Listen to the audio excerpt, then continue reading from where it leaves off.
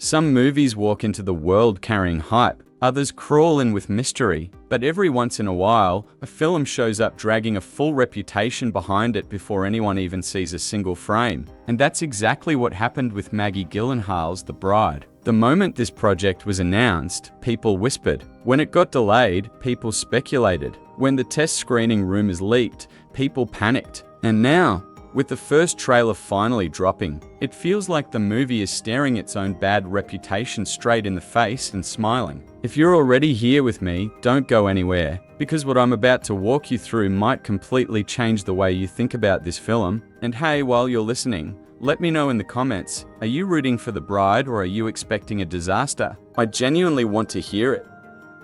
So here's the story. The Bride is Maggie Gyllenhaal's second film as a director, a twisted romantic horror reimagining of the Frankenstein mythos. In this version, the creature, played by Christian Bale, is lonely, desperate, and aching for connection. So when Jessie Buckley's character is murdered, Dr. Euphronius, portrayed by Annette Bening, brings her back to life. Not for revenge, not for science, but to give the monster a companion, a partner, a soulmate. And that premise alone is wild enough to grab your attention.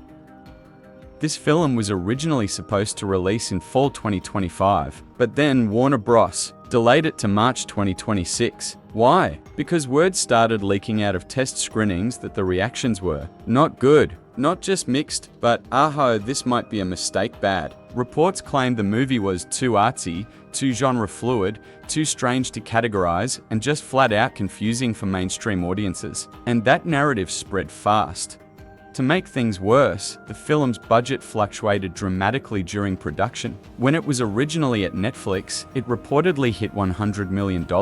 After Warner Bros. Took over, the number dropped closer to $80 million, but the reputation damage was already done. People began labeling The Bride as a doomed project before it even had a chance to breathe.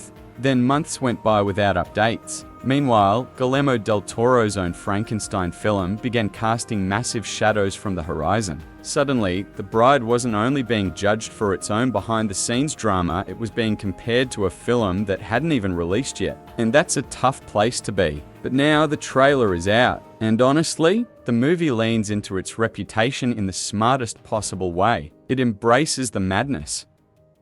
Instead of trying to reassure the audience that it's not too weird, the trailer doubles down on the weirdness. It doesn't explain the plot. It doesn't soften the tone. It doesn't try to fit into a genre box. Instead, it unleashes pure unruly energy, chaotic imagery, surreal violence, bold colors, expressive shots, and raw emotion. It's loud, it's messy, it's ambitious, and from the looks of it, it knows exactly what it is, which is refreshing.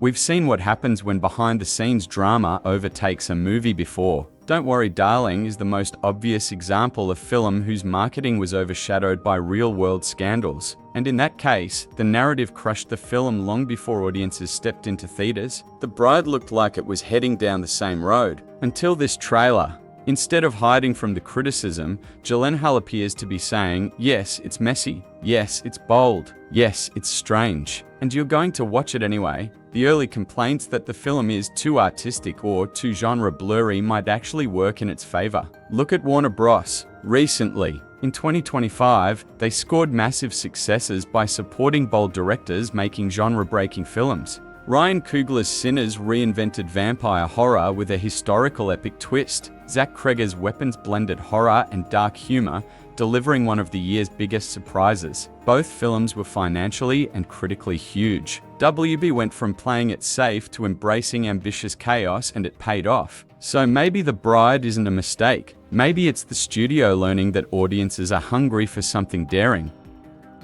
The trailer suggests a wild, chaotic love story between Buckley's resurrected woman and Bale's Frankenstein monster, wrapped in a violent, stylized crime spree. It feels romantic and horrifying all at once, like a gothic Bonnie and Clyde meeting classic Universal monsters through the lens of an art house fever dream. And honestly, I love that. The preview focuses heavily on tone and visuals rather than explanations. We see flashes of rage, longing, electricity, neon light, intimate close-ups, and bursts of violence. The chemistry between Bale and Buckley looks animalistic and tragic. It's the kind of footage meant to spark conversations, and yes, it certainly will.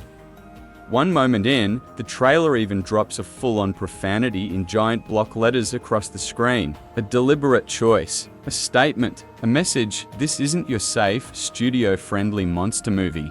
Does a bold trailer mean the movie will be good? Not necessarily. We've seen daring trailers followed by disappointing films. Joker, Fallujah burned hot in early marketing before vanishing in impact once it hit theaters. The Bride could absolutely end up the same way. It could collapse under its own ambition. But here's the difference. The Bride isn't pretending to be normal. It isn't pretending to be simple. It isn't pretending to be clean or polished. It's messy, loud, artistic, wild, and that identity clear, unapologetic, fearless might be exactly what saves it. In a movie landscape where studios often play it safe, The Bride feels like a risk worth rooting for. It could be a disaster. It could be brilliant. It could be both. But at the very least, it's going to be interesting. And honestly, that's all many of us want from cinema, something that makes us feel something unexpected.